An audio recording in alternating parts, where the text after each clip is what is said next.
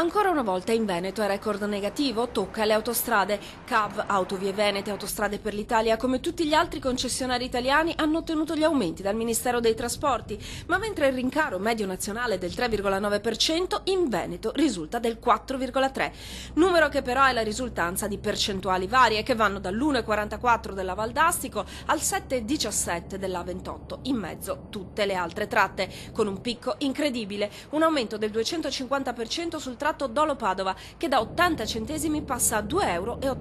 Insorgono le associazioni dei consumatori.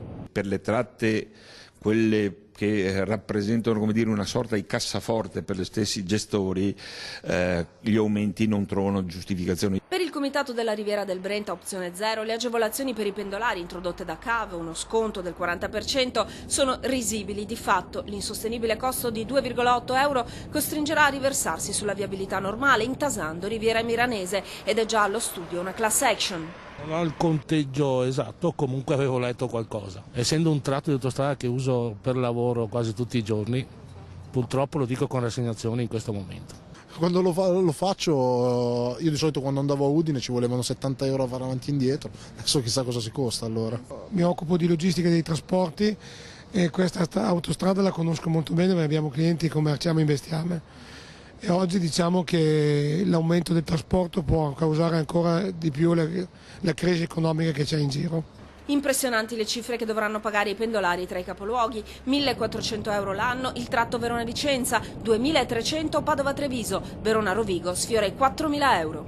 Noi dovremmo scendere in strada e fare casino, però non lo fa nessuno e continuiamo a pagare. Ma lo stanno facendo i forconi, è presente il movimento? Sì, ma sono sempre pochi. Dovremmo andare tutti lì, non pagare più niente. Penso che sia uno dei tanti rincari che dovremmo subire nel 2014. Intanto cominciamo dall'autostrada e poi vedremo tutto il resto.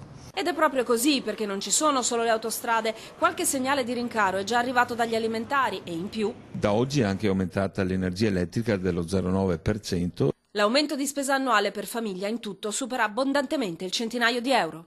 Solite fregature all'italiana. Siamo in Italia, succede perché siamo in Italia. Buon anno! Grazie, altrettanto. Ho cominciato bene.